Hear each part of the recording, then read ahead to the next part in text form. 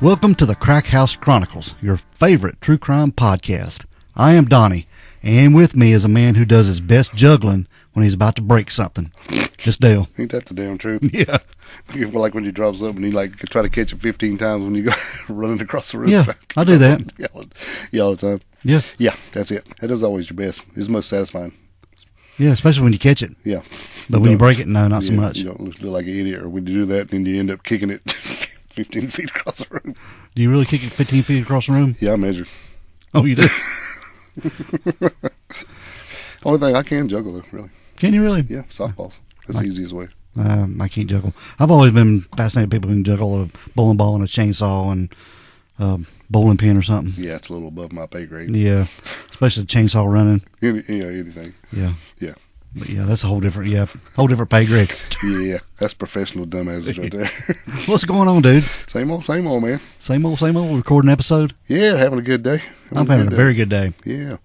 It's always a good day when you ain't got a real work. Yeah, this is fun work. Real work days suck. Yeah, this is fun work. Yeah, no doubt. Fun work.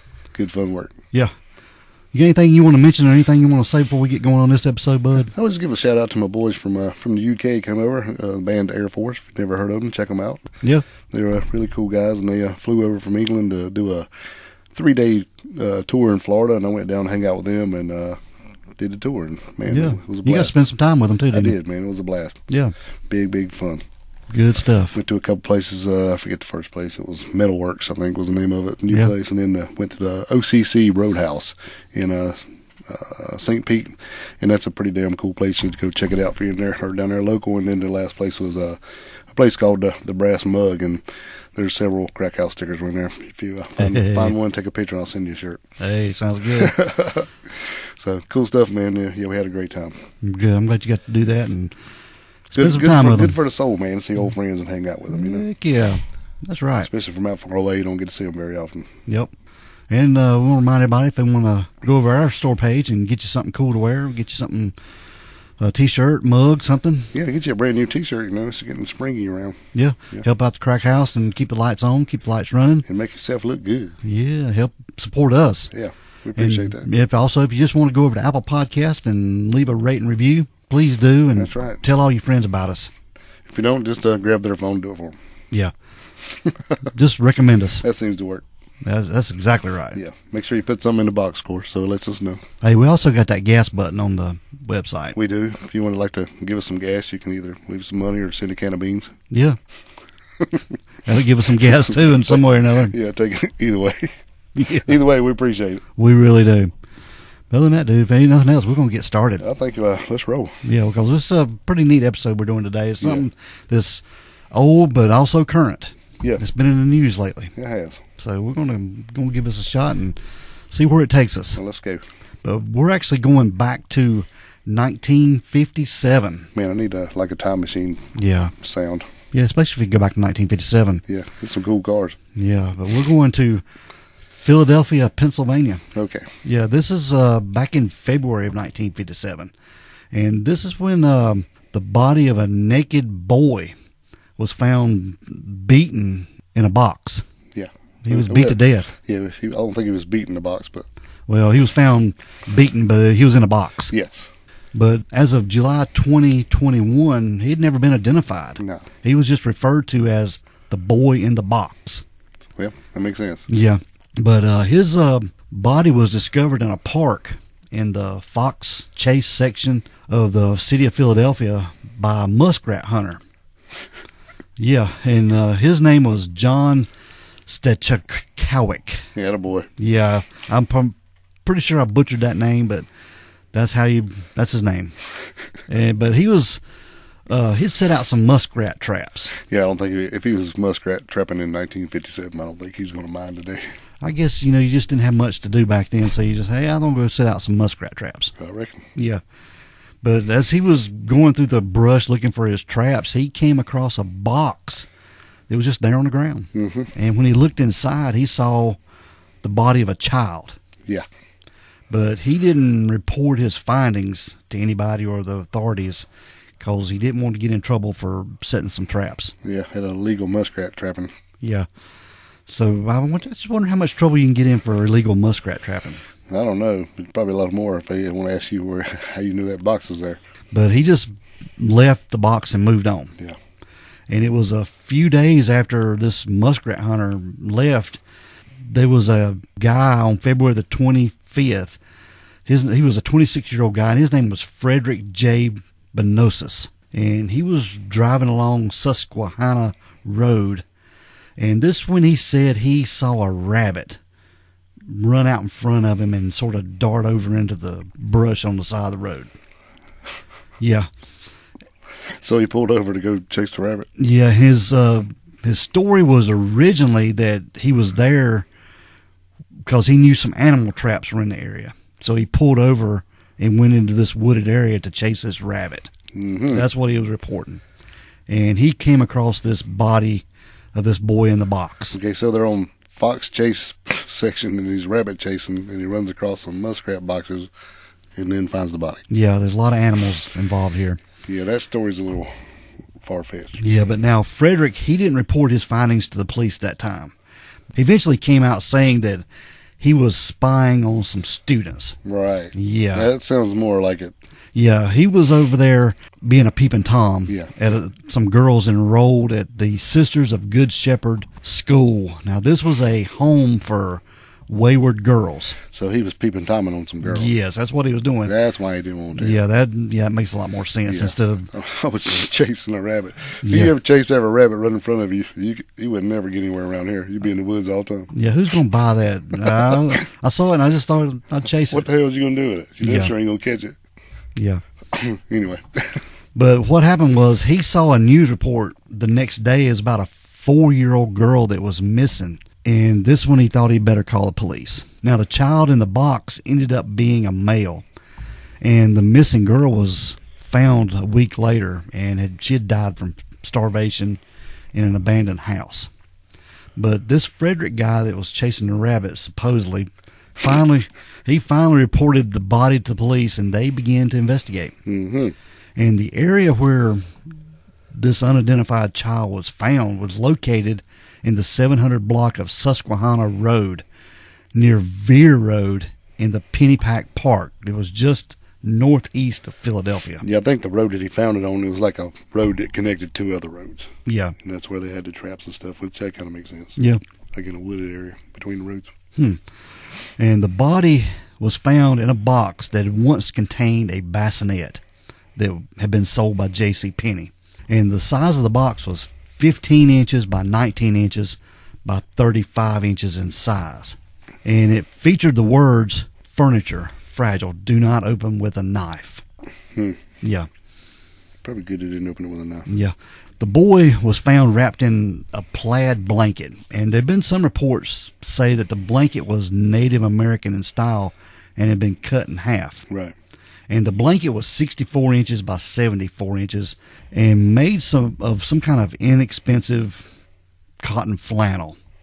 And it had on the blanket, there was a faded design of like diamonds and blocks that were green, white, and brown and sort of reddish in color. Yeah, kind of a tribal pattern if you look at it. Yeah. That makes sense. I get it. And it appeared to have been recently washed. An additional piece of it was found inside the box, smeared with some kind of automotive grease. But there was like a section of the blanket that was cut out and it was missing, which is very odd. Yeah. Yeah, I think we read somewhere that it said that they thought maybe that's where the tag or the manufacturer was listed and they just cut it off. Just trying to hide the evidence. But it was a pretty big piece now that we found more out about it, so Yeah. I don't know if that's true or not. But the boy was described as being white and pale, and he was believed to be between the ages of 3 and 6 years old, meaning that he was probably born in 1952. Yeah, they didn't really know because he was so... Small and frail. Yeah, like it, malnourished. There we go. That's Yeah. one. I knew it was in there somewhere. And he's... Go ahead. Because, he was like between he was like 3 foot or 3'4", and he only weighed 30 pounds. Yeah. And he had blue eyes. And then, his hair was all matted up like it had just been whacked off. Yeah. It's weird, like he had the old baby doll haircut that your sister used to whack her all hair, just chunk hair here and there. Yeah, I just wonder if they cut his hair to sort of hide his identity, maybe. Yeah, definitely. Yeah. Go with that. Yeah. Yeah, but they'd cut his hair, but there was still clumps of the hair that was stuck to his body. Yeah, kind of to disguise his lips. Yeah, disguise him. That's what the word we're looking for. Yeah. But his body was, like Dale said, was severely malnourished. And also he had some surgical scars, most notably on his ankle and groin and chin. Yeah. And the hair was light brown to a sandy blonde in color. Right. So I don't know about those scars. I don't know how you know they were surgical. Yeah, I don't know. But he was also covered in bruises, which indicated he'd been abused before he had died. Yeah, poor dude. Yeah. And his body was so wasted away that his ribs were showing through his skin. And despite all this abuse, there were no signs of any broken bones. And it also discovered that he had been circumcised at some point.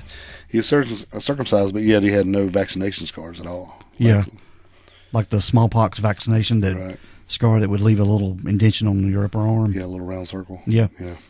But he had 7 scars, 3 of which indicated possible surgical procedures, and 2 of them were on his chest and groin and appeared to have healed pretty well, leaving just like a little hairline scar. Right. While the 3rd one was on his left ankle and looked to have been like a cut-down decision made to expose a vein so that a needle could be inserted to give a transfusion or maybe an infusion or something, which was very weird. Yeah. And the other scars included a 1/2-inch one on the left side of his chest and a round, irregular-shaped scar on his left elbow, as well as a healed L-shaped scar on his chin. It was about a 1/4 inch long on the left side.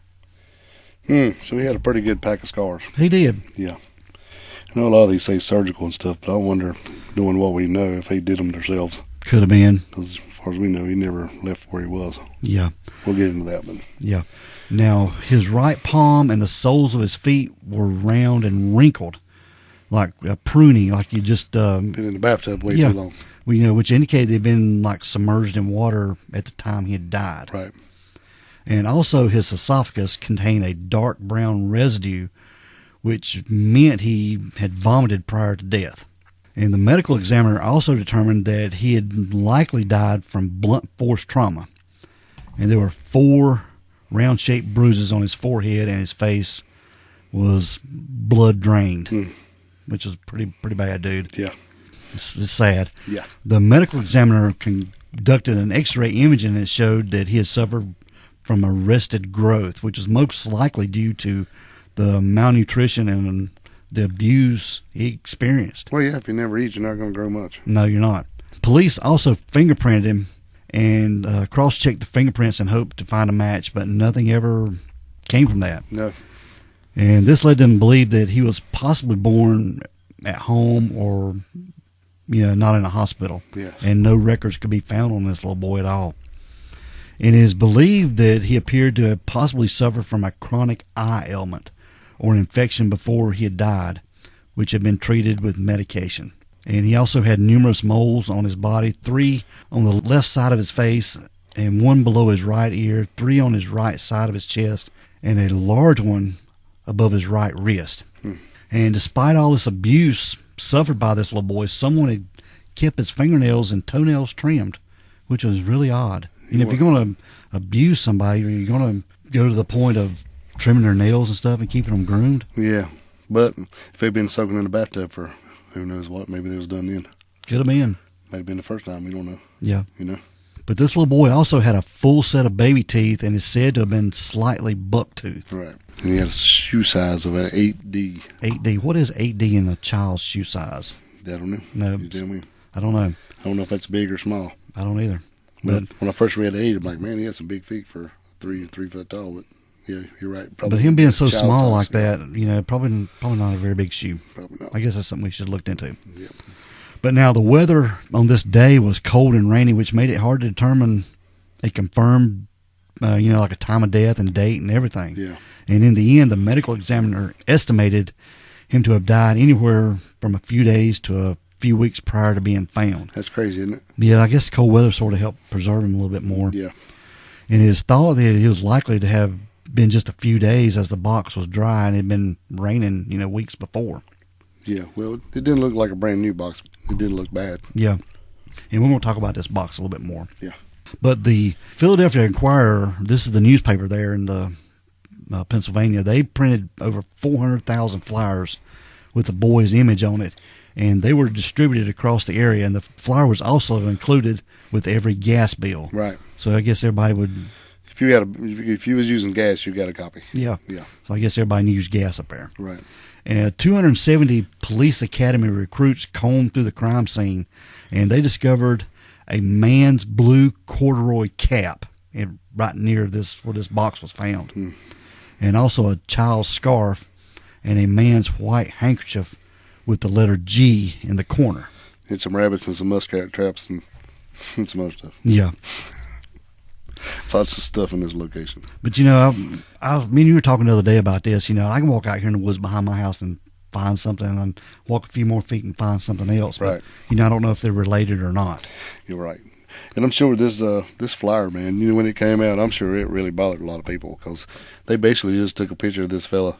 I mean, he's already dead, front, side, and, both profiles and a front picture, and that's what they used because that was the only photo they had. Yeah. It was basically a flyer that said, Police Department, Philadelphia, PA, information wanted. Photographs depict unidentified boy whose nude body was found in a cardboard carton in a thicket. And then, I can't read the rest of it, but near whatever road that was. But yeah, the photo is pretty creepy. Yeah. I mean, I guess if that's all you got, that's all you got, but man. Both sides of his face and then a full frontal. Yeah. Yeah. Pitiful. Without sounding too mean, it almost looks like a zombie cover or something. Yeah. Yeah, sad, but I guess if that's all you got, that's all you got. But now this cap they found was pretty interesting to the authorities because it seemed to provide some possible leads. It was in really great condition and had a manufacturer's stamp on the lining which read Robin's Bald Eagle Cap. This was at 2603 South 7th Street in Philadelphia, Pennsylvania. Mm-hmm. And they went and questioned the shop owner there. Her name was Hannah Robbins. And they learned that it had been customized for a man who bought it. And according to Mrs. Robbins, he had been between the ages of 26 and 30 with blonde hair and no identifiable accent. Right. And after purchasing the cap with cash, she never saw him again. Yeah, pretty wild they would remember that, though. But none of these clues ever provided anything in advance with the investigation. No, not at all. And I know there was a strand of long brown hair that was found at the scene, and this didn't belong to the little boy at all. And the customization on that hat was he had a leather strap with a buckle put on the back so to make it adjustable. Okay. And, because none of them had that. And I guess he really liked the hat, but maybe it was just a little bit too big for him, so he had them to add that to it, which is pretty neat. Yeah, we actually have a picture of this hat we're going to provide too. Yeah. But the boy's case was broadcast throughout the country via the police teletype, which I guess was the mode of communication back then. Yeah. And people traveled from 10 states to Pennsylvania in an attempt to help identify him. And there was an article describing the boy's scars and injuries and was also published in a pediatric journal just in case any physician had treated this little boy with some similar injuries. And police around the neighborhoods, and they checked every hospital, orphanage, and foster home in the area, but found every child was accounted for. So it's really crazy, dude. Mm-hmm. But they got to looking more into the box that this little boy was found in. And there was a serial number on it. Investigators traced back to the JC Penney company. And this was the store they had there in Upper Darby, Pennsylvania. And it was located at 69th Street and Chestnut Street.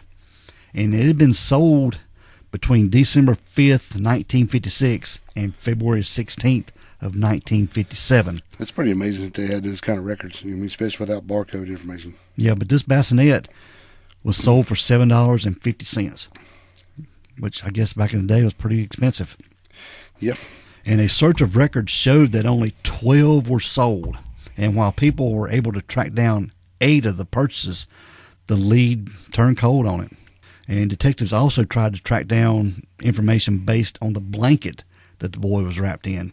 And they discovered that it had been made in Swannanoa, North Carolina, or Granby, Quebec, Canada. But there were thousands had been produced and shipped all across the United States, and investigators were unable to pinpoint where it had been purchased. $7.50 would be $80.65 today. Wow. Big jump. Yep. But the boy was eventually buried in a potter's field in Holmberg, Pennsylvania, next to Mechanicsville and Dunk's Ferry Road, and his tombstone read, "Heavenly Father, bless this unknown boy." Right. February 25th, 1957. Yeah, and if you don't know what a potter's field is, it's like a burial place for paupers or strangers or indigent people or just people who can't afford anything else, or don't have anybody. And that's basically where the city or state would bury you in what was called as a potter's field. Yeah, it's just a simple little grave. Yeah. Yep. At least you got one. Exactly. And after nothing came from the media's attention given to this case, the police went down the route of having a sketch of the child. It's kind of weird, isn't it? Yeah. I mean, a 3-year-old boy and nobody's missing a kid. Right, nobody's missing one. But they found one. Yeah. But they believe the boy had possibly been made to look female while alive. I don't know what gave them this idea. Probably for the crazy haircut, maybe. Could have been. Yeah. And he could have possibly could have had long hair. Yeah. And that's why he had that chopped up haircut. Yeah. Get rid of it. Yeah. But this, his unprofessional haircut, which appeared to have been quickly performed, was the basis of this scenario, possibly being made to look female. And he also had the appearance of, his eyebrows had been styled, which is very weird. Very. And get this, they also released a post-mortem image of this little boy dressed in a seated position. This was in hopes that it would sort of jog somebody's memory. This is about the creepiest damn thing ever. It's a very creepy photo.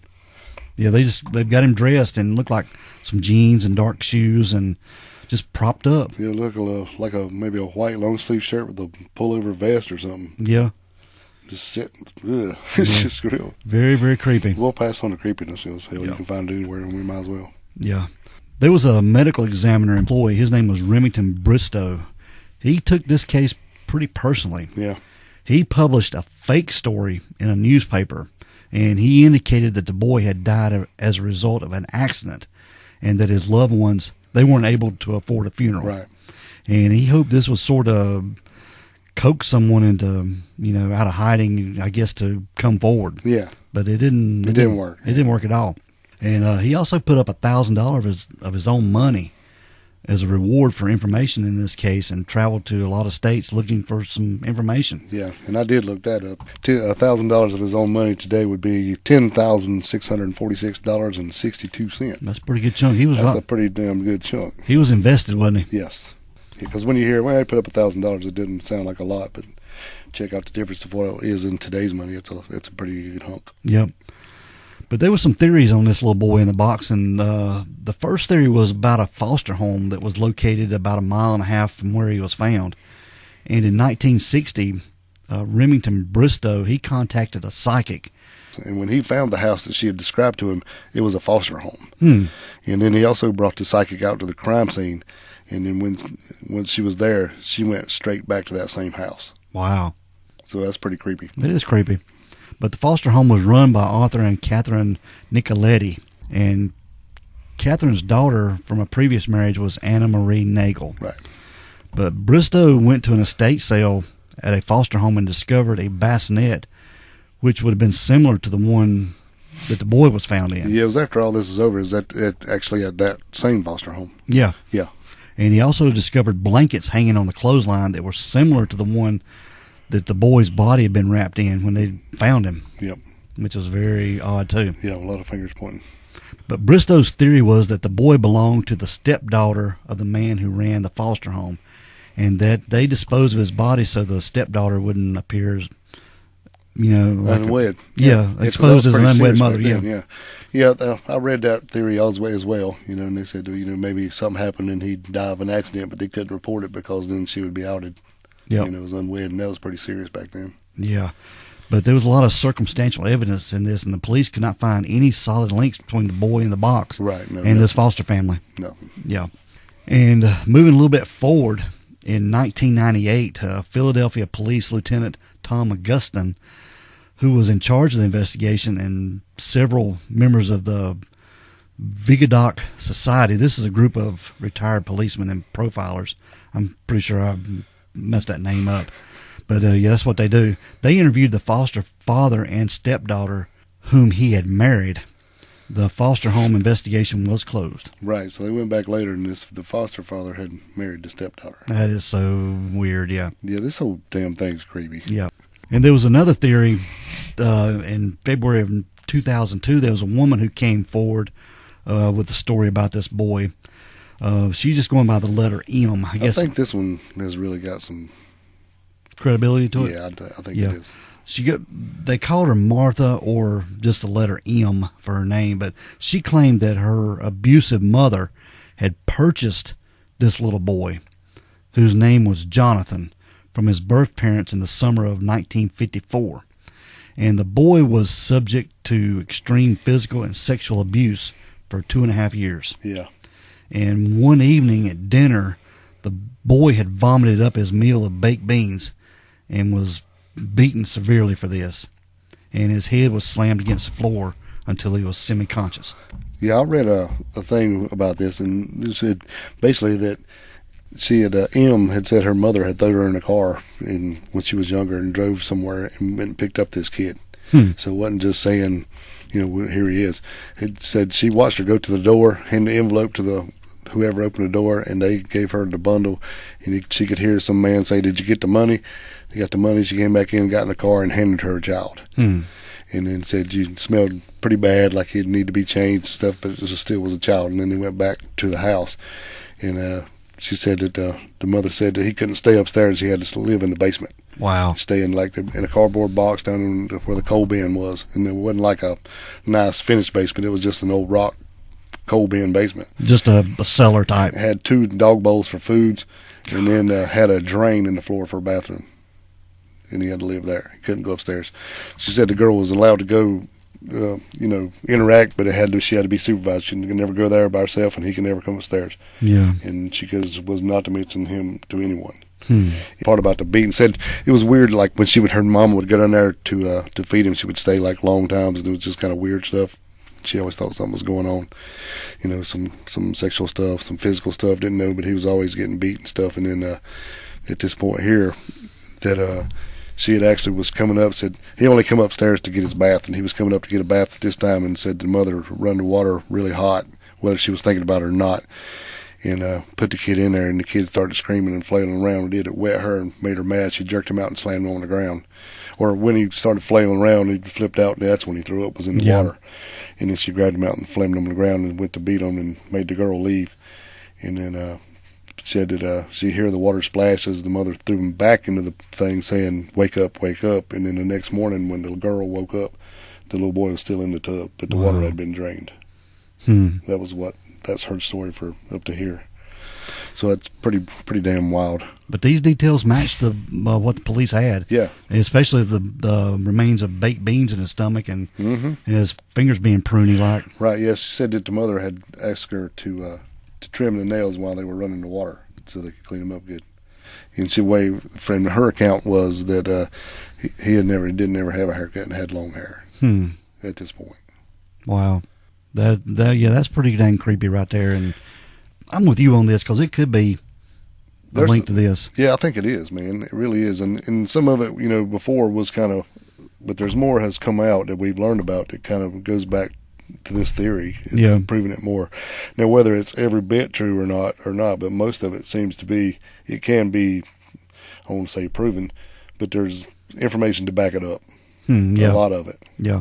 So. But the M's mother, she cut the boy's long hair. Which sort of accounted for his unprofessional haircut. Right. After that, I guess she found him in the bathtub next morning and she cut the hair. Yeah.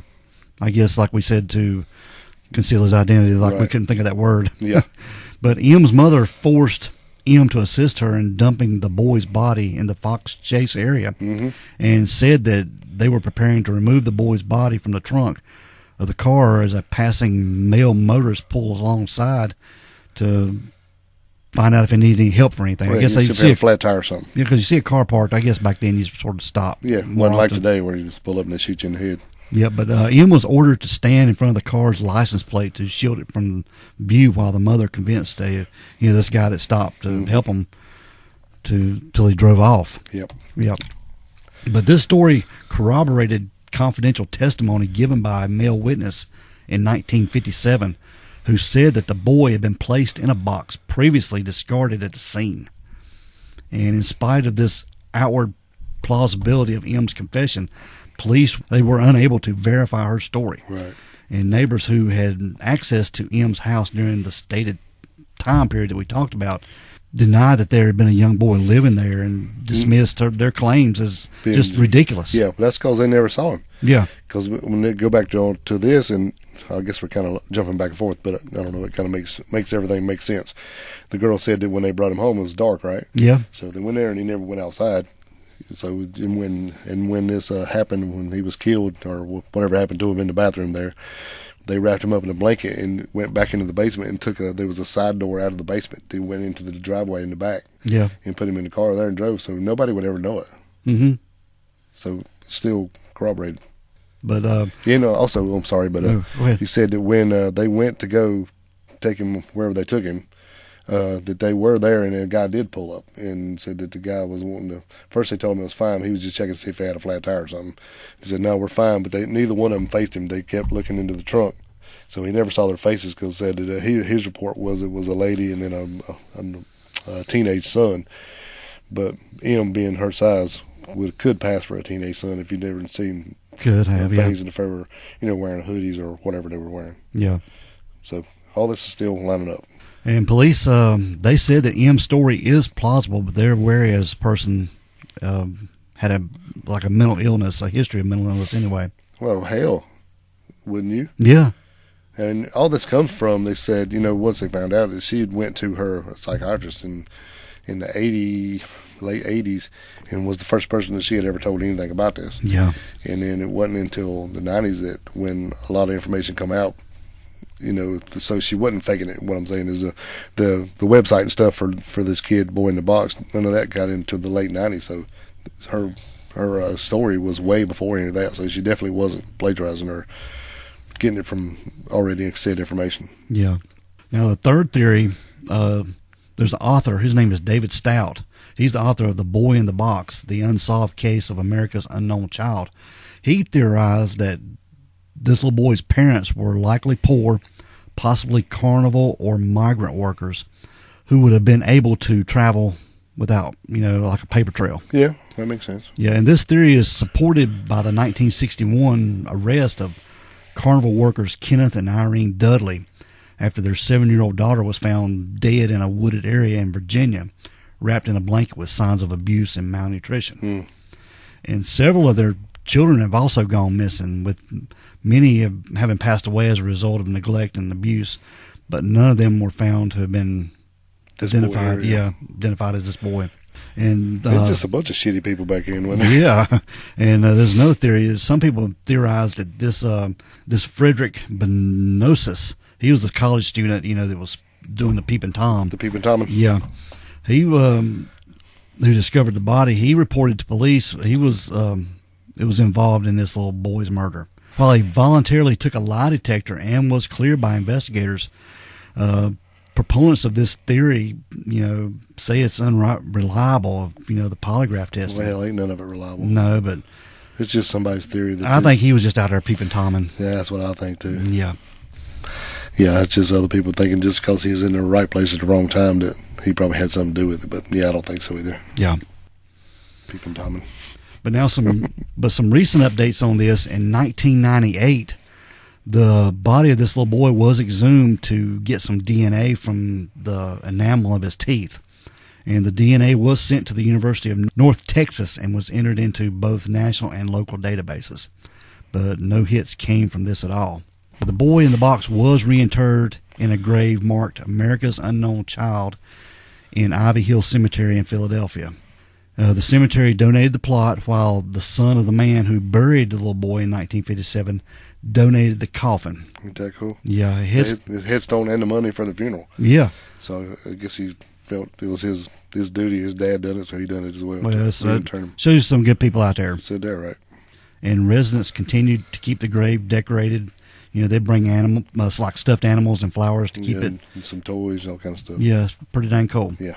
Now, in 2016, two writers, one from Los Angeles, California, his name was Jim Hoffman, and the other from New Jersey, his name was Louis Romano. They explained they believed they had discovered a potential identity from Memphis, Tennessee, and requestioned that DNA be compared between the family members and the child. The lead was originally discovered by a Philadelphia man who introduced Romano and Hoffman to each other, and was developed and presented with the help of Hoffman and the Philadelphia Police Department and this Vidocq Society. This is that police society, in early 2013. And in December of 2013, Romano became aware of the lead and agreed to help the man from Philadelphia and Hoffman to obtain DNA from this particular family from Memphis, Tennessee in January of 2014. And it was quickly sent to the Philadelphia Police Department.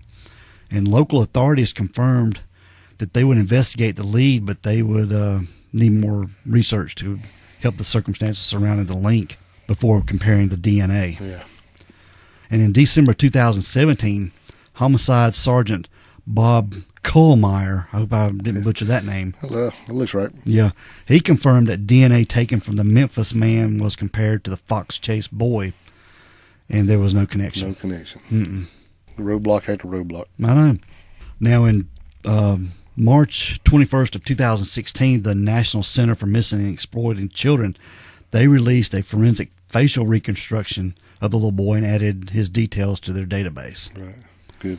Yep. And in August 2018, a genetic genealogist who helped identify the Golden State Killer announced that they would be using DNA profiling in order to try to identify the little boy through familial DNA. Yes.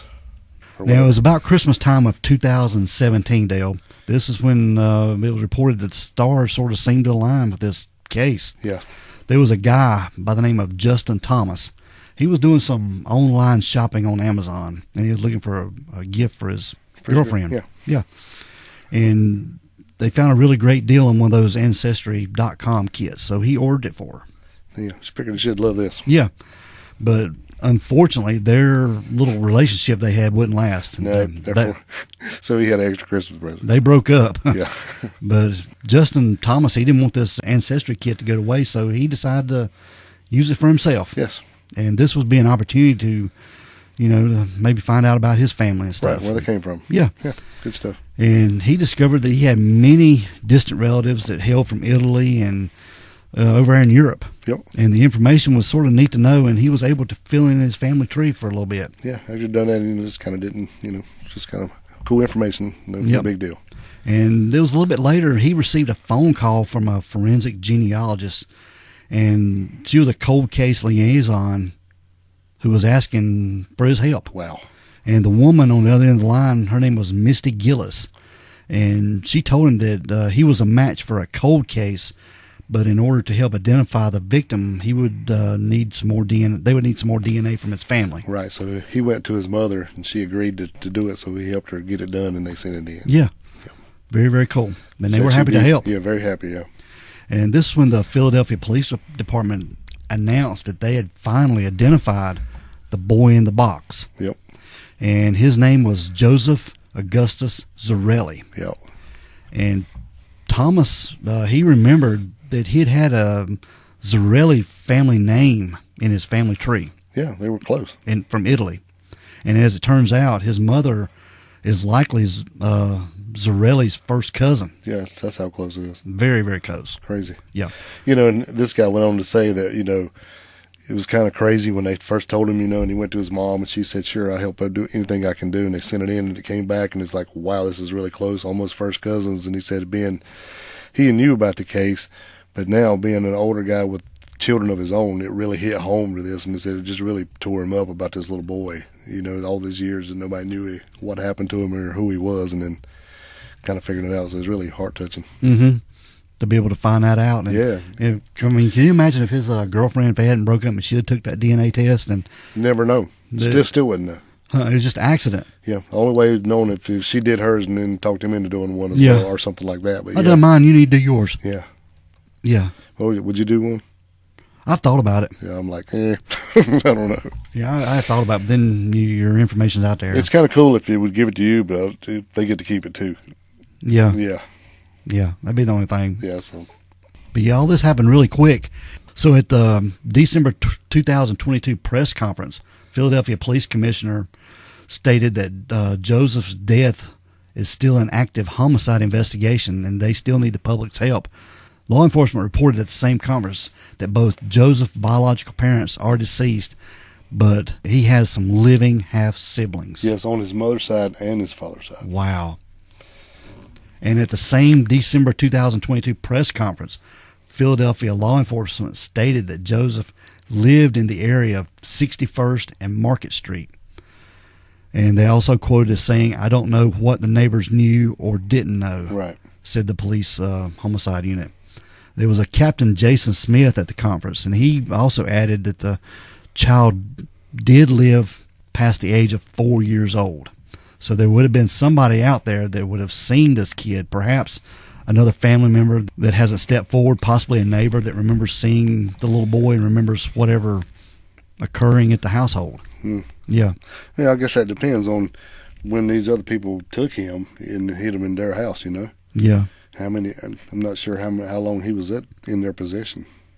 Yeah, he could have been sold immediately or given away. Right. Yeah. For a couple of years, yeah. But in January of 2023, NBC 10 Philadelphia reported that Joseph Zarelli was born to a couple that lived at 64th and Callawhill Street. But the channel also stated it was unclear if he lived there long enough for people to even notice him. Right. Yeah, like we mentioned. Said, yeah. Now, in just this year, Philadelphia Inquirer reported that Joseph Zarelli's biological parents were Augustus J. Zarelli, known as Gus, and Mary Elizabeth, her maiden name was Abel Plunkett, also known as Betsy, that she went by. So if this Augustus, his biological father, was known as Gus, you know, they found that handkerchief with the letter G on it. Yeah. Out there when they found his body in the box. Yeah, and all this kind of goes back to M's account of what happened. Is all follows every bit of this. Yeah. So I think that's really true. And there's a lot more to it. I mean, this where we saw where another guy had went through and broke down the family and cross-checked this M and who her parents were and who this could be, and everything seems just to keep falling in line.